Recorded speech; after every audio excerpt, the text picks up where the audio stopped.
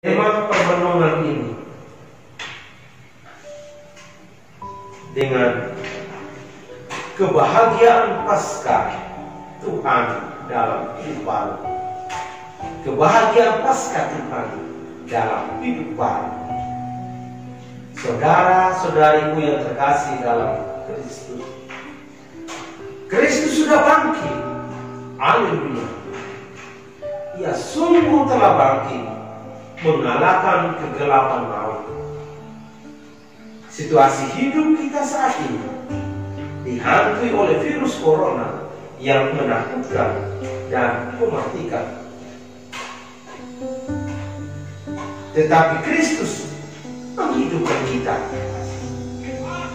Maut tidak menghalangi iman kita kepada Kristus yang bangkit. Justru dalam keadaan seperti ini, iman kita tentang kebangkitan Kristus semakin dalam dan semakin diperkokoh. Dalam Kisah Para Rasul bab 10, secara singkat yang terus menceritakan kisah perjalanan Yesus yang terjadi dalam misteri Paskah. Para rasullah yang menjadi saksi mata tentang kebangkitan Kristus, sehingga mampu menceritakan kepada kita semua. Bahkan mereka diutus oleh Yesus untuk menjadi saksi dari peristiwa itu. Tugasnya adalah memberitakan kepada seluruh bangsa dan bersaksi bahwa Dialah yang ditentukan Allah menjadi hakim atas orang yang hidup dan orang-orang yang mati. Tentang Dialah semua nabi bersaksi bahwa barang siapa percaya kepadanya, ia akan mendapat pengampunan dosa oleh karena namanya. Sebab Paulus dalam suratnya kepada jemaat di Kolose bab 3 ayat 1 sampai 4 mengungkapkan kebanggaannya akan kesaksian tentang Kristus. Paulus meyakini bahwa berkat Kristus jemaat di Kolose menjadi hidup baru. Hidup baru yang dihayati iman. Dan hidup baru itu akan menuju kepenuhannya dalam Kristus. Mereka diajak untuk menjadi Kristus sebagai pola hidupnya. Saudara-saudariku yang terkasih dalam Kristus, sekarang adalah giliran kita, saya, Anda, dan kita semua, untuk menjadi saksi kabar kebahagiaan Paskah Tuhan atau saksi kabar kebangkitan Kristus itu. Apa yang bisa kita saksikan di zaman ini, apalagi dengan situasi wabah virus corona ini? Kita sadari bahwa tampilan kita sebagai orang beriman atau umat Kristiani memang harus yakin bahwa hanya imanlah akan kebangkitan Kristus yang memberikan jawaban atas setiap persoalan hidup manusia. Manusia tidak hidup terlepas dari relasi yang intim dengan Tuhan sendiri. Sebab apapun dia pasti datang pada Tuhan dalam situasi dan kondisi apapun hidupnya. Justru Tuhan tetap menjadi idolanya. Hanya seringkali manusia itu ada yang bersikap sombong dan sok-sok hebat, sok jago, dan mau menyamar dirinya dengan Tuhan. Inilah realitas pengamat hidup manusia atau hidup kita yang kita alami bersama. Saudara dan saudariku yang terkasih dalam Kristus, dalam Injil Yohanes bab 20 ayat 1-9 menegaskan bahwa meskipun para rasul masih dihantui oleh perasaan keraguan-raguan akan imannya untuk percaya kepada Kristus, tetapi iman mereka bertumbuh dari hari ke hari. Sangat jelas bahwa simbol Yesus yang bangkit yang mereka saksikan sungguh dialami adalah pengalaman makam kosong, masih belum membuka hati dan pikiran para murid. Dalam keraguannya, di sanalah gerakan Roh akhirnya membawa para murid untuk mengerti apa yang terjadi. Akhirnya para murid sampai pada kesimpulan untuk menjadi orang yang percaya pada kebangkitan dengan tidak perlu ada pembuktian. Tidak seperti Thomas yang harus percaya bila ada bukti dan tanda-tanda.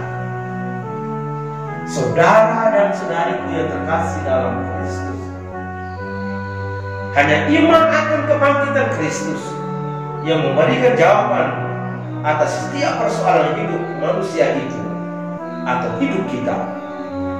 Contohnya sangat jelas pada para murid Yesus.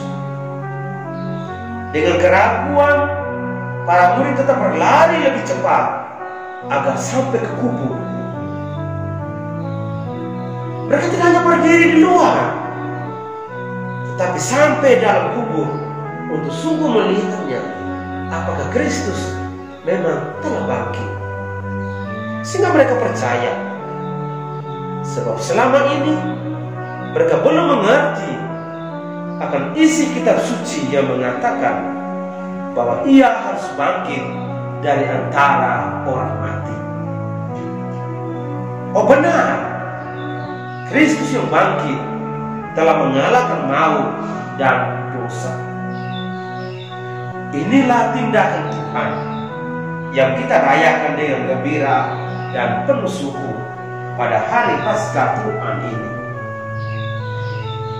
Kepercayaan kita dengan sukacita bahwa Yesus telah bangkit adalah pintu menjadi orang beriman. Mengimani Kristus itu berarti menjadi Kristus sebagai pusat hidupnya. Disitulah orang beriman menerima apa yang dirindukan, yaitu keselamatan, menerima pengampunan dosa dan penebusan, diperdamaikan dengan Allah dan disatukan dengan hidup Kristus itu sendiri. Para murid dikuatkan dan diteguhkan imannya bahwa kalau kamu dibangkitkan bersama dengan Kristus, carilah perkara yang di atas, di mana Kristus ada, duduk di sebelah kanan Allah. Pikirkanlah perkara yang di atas, bukan yang di bumi. Sebab kamu telah mati dan hidupmu tersembunyi bersama dengan Kristus di dalam Allah. Apabila Kristus yang adalah hidup kita menyatakan diri kelak, kamu pun akan menyatakan diri bersama dengan Dia dalam kemuliaan. Artinya, bila mengimani Kristus, yang berarti memiliki hidup baru, manusia baru, dan merayakan Paskah baru, yaitu Kristus sendiri yang bertindak sebagai imam agung dan sekaligus menjadi kurbannya. Itulah sebabnya gereja ditugaskan, kita semua ditugaskan untuk menjadi saksi kebangkitan Kristus, yang berarti menjadi saksi akan kemanusiaan baru, yaitu manusia yang menggunakan orientasi Kristus dan meninggalkan orientasi manusia lama, yaitu kesombongan, keegoisan, hidup tidak peduli akan nilai kemanusiaan dan kehidupan orang lain. Gereja melalui anggotanya, melalui kita semua,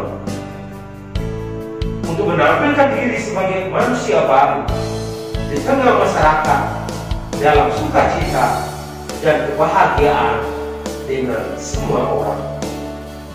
Saudara dan saudariku yang terkasih dalam Kristus, dalam permohonan ini, walaupun dalam menghadapi situasi kita sekarang ini, di mana kita merayakan Hari Raya Paskah ini dalam kelompok terbatas akibat COVID-19, hanya di tengah keluarga, di komunitas-komunitas yang tidak seperti biasanya di gereja yang megah. Kita berkumpul ramai untuk bersama dengan banyak orang. Namun peristiwa ini sangat istimewa apabila sukacita dan kebahagiaan Paskah Tuhan serta makna Paskah Tuhan itu sendiri tetap menggelora di hati kita, dan kita butuh nyatakan dalam bersama kita saat itu di komunitas kita, di keluarga-keluarga kita. Hal ini akan menguatkan iman bersama kita pada masa sulit seperti sekarang ini. Kristus telah bangkit, kita pun ikut bangkit bersama. Dia menjadi saksi sukacita, damai, harapan dan kasih dalam kebahagiaan bersama. Saudara-saudariku yang terkasih dalam Kristus, bagaimana dengan sikap kita saat ini? Apa makna kebangkitan Paskah Tuhan yang kita rayakan? Apakah kita termasuk dalam kelompok para rasul lainnya yang percaya pada kebangkitan Kristus? Mereka percaya tidak perlu butuh tanda-tanda atau bukti. Itulah sebenarnya iman yang tulus dan taat kepada Allah. Atau kita termasuk dalam kelompok figur Thomas yang percaya kalau ada bukti, ada tanda-tanda. Aku tidak akan percaya sebelum aku melihat bekas paku pada jarinya dan bekas luka pada lambung. Inilah iman Thomas yang sering ragu-ragu dalam diri kita. Saudara dan saudariku yang terkasih dalam Kristus, dalam kondisi apapun kita dipanggil dan diutus untuk memberikan kesaksian kepada dunia akan kebangkitan Kristus. Kita harus merdeka seperti Kristus menghadapi situasi wabah virus corona secara global ini. Satu hal yang bisa kita lakukan adalah kita merdeka meningkatkan pola hidup sehat kita yang teratur agar meningkatkan imun atau daya kekuatan mental dan fisik kita. Dengan demikian meningkatkan juga iman kita. Itulah bangkit bersama Kristus. Inovasilah filter otak atau pikiran kita yang baik, yang mempengaruhi psikis atau jiwa kita dengan imun yang positif. Sebab kondisi tubuh kita saat ini sangat penting sekali adalah konsumsilah, makanlah imun yang positif agar kita sehat, sukses dan bahagia. Itulah kebangkitan. Saya merasa bahagia dan saudara-saudaraku yang lain juga harus bahagia sama seperti saya. Kebahagiaan adalah milik kita bersama. Itulah makna kebangkitan. Itulah kebahagiaan kebangkitan. Itulah sukacita kebangkitan yang kita rayakan. Selamat Pesta Paskah. Selamat Pesta Paskah untuk kita semua. Haleluya. Haleluya.